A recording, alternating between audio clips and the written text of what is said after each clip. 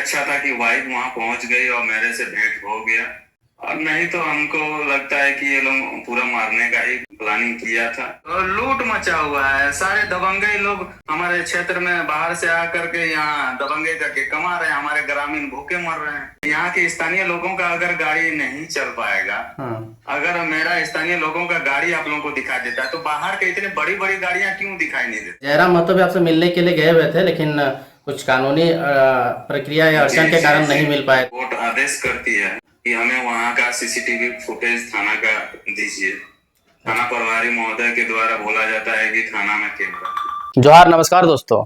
सरायकेला खरसावां जिला के ईचागढ़ विधानसभा क्षेत्र का जेल कैंप का पूर्व प्रत्याशी तरुण कुमार महतो जी कल देर रात 8 बजे जेल से रिहा हुए। तरुण महतो जेल में लगभग 6 महीने का समय बिताए और जेल जाने का मामला ये था कि उन्होंने जब अवैध रूप से चल रहे बालू माफियाओं के खिलाफ में आवाज उठाया तो उनके खिलाफ में उनके साथ में मारपीट करके उन्हें आरोप प्रत्यारोप लगा करके उन्हें जेल भेज दिया गया था। तरुण महतो का नाम सुर्खियों में कल से फिर से चलने लगा है जब वो जेल से रिटर्न आए। वास्तव में जेल जाने का रीजन यही था कि जो अवैध ईचागढ़ विधानसभा क्षेत्र के अंतर्गत बालू चलता है उसके खिलाफ में वो मुखर होकर के आवाज उठाए थे। बाकी तरुण महतो से बातचीत में बहुत सारा फैक्ट सामने आया है।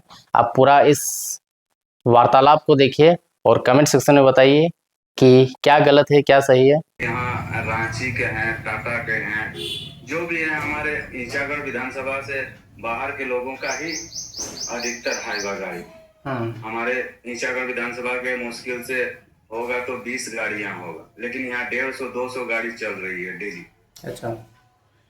और ट्रैक्टर से भी लिया जाता है, लेकिन फिर भी ट्रैक्टर छोटा गाड़ी है, लेकिन उनको प्रशासन को दिखाई देता है कि ये बालू लेकर के जा रहा है और उनको पकड़ा जाता है। अच्छा। जो कि सरकार का तरफ से अभी आवास आवंटन किया गया है, केंद्र से भी और हमारे राज्य सरकार से भी, लेकिन उनको बालू ना मिलने के कारण आधा अधूरा घर बनाया। आप बताइए, सरकार की तरफ से हमें 1.5 लाख रुपया करीब मिलता है, तो उसमें 1.5 लाख में आवास क्या कंप्लीट हो पाता है? बिल्कुल नहीं हो पाता है। घर बन पाता है? नहीं बन पाता। उन्हें घर से अपना हाथ से कुछ ना कुछ पूंजी लगाना ही पड़ता। तो कहां से? एक तो हमारे यहाँ बेरोजगारी की बहुत बड़ी समस्या है ईचागढ़ विधानसभा में। सारे लोग बाहर जाते हैं रोजगार के लिए, रोजगार का कोई साधन नहीं। सरकार को तो इसका नीलामी करना चाहिए। नीलामी होने के बाद भी अभी तक अपना वसूली चल रहा है। जी, आपने सही कहा कि लीज करके सरकार को बालू बेचना चाहिए था, लेकिन वैसा नहीं होता है। उससे अवैध का सरकार को भी राजस्व का क्षति नहीं होता और इस प्रकार से घटना भी नहीं घटता। लेकिन वास्तव में तो लूट मचा हुआ है, सारे दबंगई लोग जो भी हमारे क्षेत्र में बाहर से आकर के यहाँ दबंगई करके कमा रहे हैं, हमारे ग्रामीण भूखे मर रहे हैं। ठीक है। मेरा कहना है भैया, अगर मेरा यहाँ के स्थानीय लोगों का अगर गाड़ी नहीं चल पाएगा, अगर मेरा स्थानीय लोगों का गाड़ी आप लोगों को दिखा देता है, तो बाहर के इतने बड़ी बड़ी गाड़ियां क्यों दिखाई नहीं देता? और उस दिन रात में सेम वही घटना हुआ। जी, वही जानना चाह रहे हैं तरुण जी कि उस रात में ऐसा क्या घटना हुआ? 3 प्रशासन के लोग एक बोलेरो गाड़ी में रोड के किनारे खड़े थे और पूरे जितने हाईवा, करीब हमने 70 से 80 हाईवा को रोका था जी। तो सारे गाड़ी से पैसा वसूली करके सबको एक एक करके छोड़ा जा रहा था। अच्छा। तो हमने कहा कि भैया, ये इतनी बड़ी बड़ी गाड़ियां जो हमारे यहाँ के ईचागढ़ के संपत्ति को लूट रहे हैं, तो ये आपको दिखाई नहीं देता है? तो उन्होंने हमें बहुत ही गाली गलौज किया, प्रशासन के लोग, बदतमीजी से। हाँ, प्रशासन के लोग बदतमीजी से पेश आए जी। तो फिर हमने जो हाईवा वाला सब है उनसे बात करने का कोशिश किया, तब तक प्रशासन के और भी लोग आए, थाना प्रभारी आए और फायरिंग करना शुरू कर दिए। जैसे फायरिंग हुआ, हमारे करीब 50 से 70 के करीब में हमारे ग्रामीण थे साथ में जी। वो तितर बितर हो गए, सब इधर उधर भाग गए। तो हमें वहां से अरेस्ट करके थाना लाया गया और थाना में हमारे साथ मारपीट की गई। अच्छा और इतना मारा गया। तरुण जी, आपको कहा जा रहा है कि आपको पूरा न्यूड करके मारा गया है और प्राइवेट पार्ट्स में भी मारा गया है, पूरा बॉडी में आपका स्क्रैच, जिस प्रकार से फोटो वीडियो आया था उसमें तो पूरा बॉडी में स्क्रैच आपका दिख रहा था। जी जी जी, पूरा 3rd डिग्री टॉर्चर किया गया है। वो तो भाग्य हमारा अच्छा था कि हमारे क्षेत्र के लोगों के द्वारा रात में ही हमारे वाइफ को फोन करके दूरभाष के माध्यम से बताया गया। तो करीब हमें लगता है 5 बजे के करीब भोर में हमारी पत्नी, धर्म पत्नी पहुंची थाना। 4:30-5 बजे करीब भोर में जी। और उन्होंने वहां जाकर के पूछा कि इनको इतना क्यों मारा गया है। तो उनके साथ भी बदतमीजी की गई और उन्हें थाना से बाहर निकाल दिया गया। अच्छा। तो मेरा भाग्य अच्छा था कि वाइफ वहां पहुंच गई और मेरे से भेंट हो गया। और नहीं तो हमको लगता है कि ये लोग पूरा मारने का ही प्लानिंग किया था।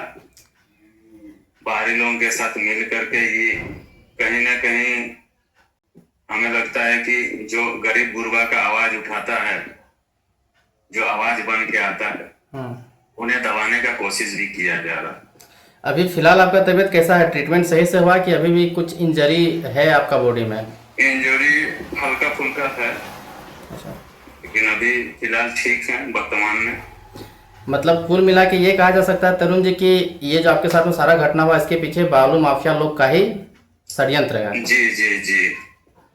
और खास करके सबसे बड़ी बात, सरकार का चूक बोलिए, चाहे हमारे यहाँ के एसपी महोदय, प्रशासन के लोग को बोलिए, थाना में एक कैमरा तक नहीं,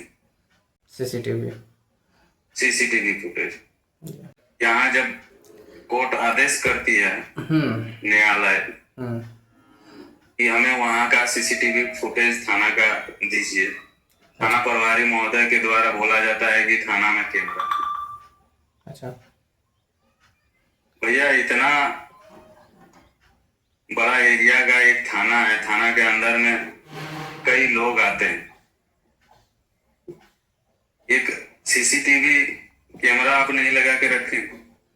ये तो बड़ा दुर्भाग्य का विषय है, क्योंकि चौक चौराहों में चाहे बाकी जहाँ ट्रैफिक का चालान वगैरह काटा जाता है वहां पे कैमरा इस्तेमाल करके सारा प्रक्रिया किया जाता है, और थाना जैसा सेंसिटिव मामला में तो जब कोर्ट मांग रही है उस वैसे परिस्थिति में तो मुहैया करवाना था। जी जी, और सुप्रीम कोर्ट का आदेश भी है कि हमारे जितने थाना है जी पूरे झारखंड में सभी जगह कैमरा लगा होना चाहिए, अनिवार्य।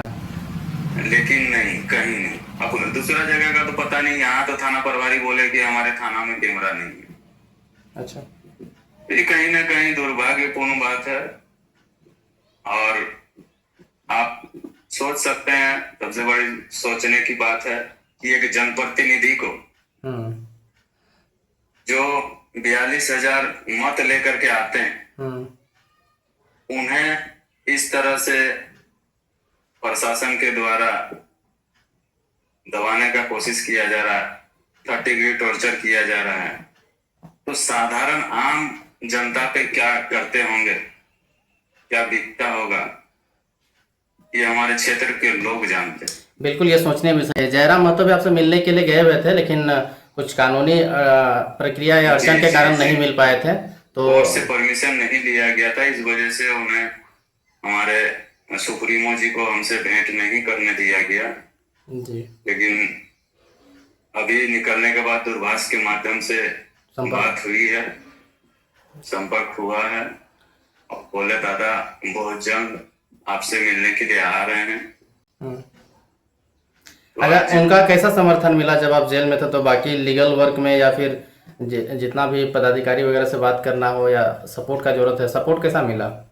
बहुत बढ़िया, सारे केंद्र के लोग, हमारे क्षेत्र के लोग सारे मिल करके हमें सहयोग किया, और जहां भी हमारी धर्म पत्नी अकेले महसूस कर रहे थे। सब जगह हमारे पार्टी के लोग वहां मौजूद रहे और पार्टी पूर्ण रूप से मेरा करीब 6 महीना प्लस हम जेल में बिता के आए हैं। जब से गए हैं तब से डेली वाइफ को हमारे पूछा जाता है कि दादा कैसे हैं, आप कैसे हैं, आपको कोई चीज का दिक्कत तो नहीं है।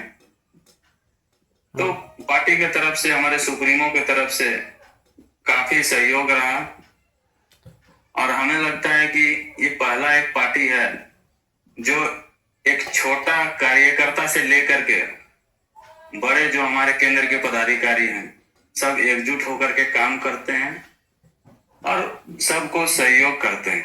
अच्छा ये बताइए तरुण जी, जेल जाने से आप कमजोर हो चुके हैं क्या फिर से जब गरीबों की बात आएगा, जहाँ पे शोषण होगा या फिर जहाँ गलत होगा, भ्रष्टाचार होगा, वहाँ पे आप फिर से खड़े होंगे या फिर जेल जा करके सारा केस मुकदमा खा करके ये सारे चीज देख के डर चुके हैं, जनता का आवाज दोबारा बनना पसंद करेंगे?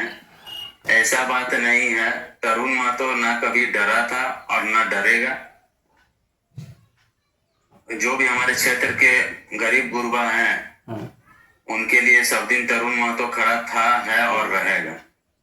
आज ही आपको, आज 7 तारीख है, आज ही आपको पता चल जाएगा जी कि तरुण महतो क्या है। आज रैली के माध्यम से पूरे हमारे ईचागढ़ विधानसभा में एक सम्मान समारोह का आयोजन किए हैं हमारे क्षेत्रवासी जी। और आज आप देख पाइएगा सोशल मीडिया के माध्यम से कि आज किस तरह तरुण महतो को सम्मान किया जा रहा है। तो ऐसा बात नहीं है।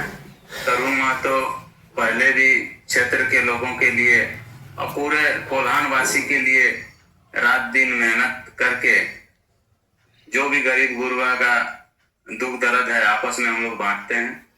मतलब कल से आप फील्ड में, आज से तो सम्मान रैली रहेगा बाइक का, कल से पुनः आप क्षेत्र की जनता की सेवा में एकदम लग जाइएगा। 24 आवर्स 24 घंटा हम अपने क्षेत्रवासी के लिए रात दिन खड़े रहेंगे।